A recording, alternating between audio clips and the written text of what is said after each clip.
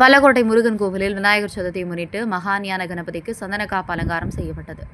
காஞ்சிபுரம் மாவட்டம் ஸ்ரீபெரும்புதூர் அடுத்த வல்லக்கோட்டையில் புகழ்பெற்ற அருள்மிகு சுப்பிரமணிய சுவாமி திருக்கோவில் உள்ளது.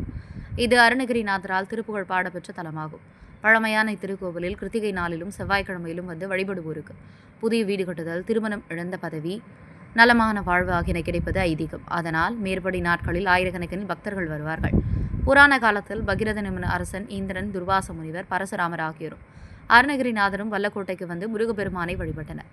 அதனால் இந்த தலத்திற்கு பக்தர்கள் செவ்வாய், ஞாயிறு, கிருத்திகை மற்றும் அரசு விடுமுறை நாட்களில் ஆயிரக்கணக்கான பக்தர்கள் வருகின்றனர்.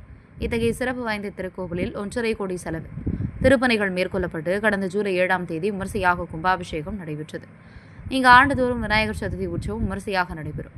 புதன்கிழமை விநாயகர் சதுர்த்தி என்பதால் அன்று அதிகாலை முதற்கொண்டே பக்தர்கள் வல்லக்கோட்டைக்கு வந்தனர். காலை 5 மணிக்கு ராஜகோபுரம் முன்புள்ள மகாஞான கணபதிக்கு பலவித பொருட்களால் சிறப்பு அபிஷேகங்கள் நடைபெற்றன. அதேபோல தெற்கு பிரகாரத்தில் உள்ள விஜய விநாயகர் அருள்பாலிக்கும் முக்கால கணபதிகளுக்கும் சிறப்பு அபிஷேகம் நடைபெற்றது. இதனைத் தொடர்ந்து மகாஞான கணபதிக்கு சந்தனக்காப்பு அலங்காரம் செய்யப்பட்டது.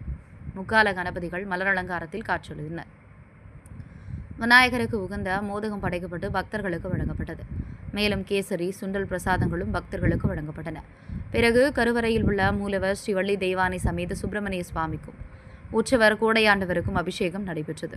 சுமார் 5000க்கும் மேற்பட்ட பக்தர்கள் திருக்கோவிலுக்கு வந்திருந்தனர். பக்தர்கள் வரிசையில் சென்று மகாஞான கணபதியினையும் முருகப்பெருமானையும் வழிபட்டனர். மாலையில் உற்சவர் விநாயக பெருமானுக்கு அபிஷேகம் நடைபெற்றது. பிறகு மலர் மாலைகளால் அலங்காரம் செய்யப்பட்டு சுவாமி வீதி உலா நடைபெற்றது. வல்லக்கோட்டை முருகன் கோவிலில் மாட வீதியில் விநாயக பெருமான் வீதி உலா வந்தார்.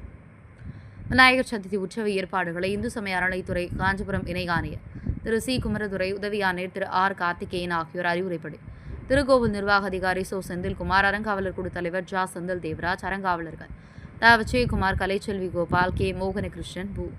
செல்வகுமாரன் ஆகியோர் செய்திருந்தனர்.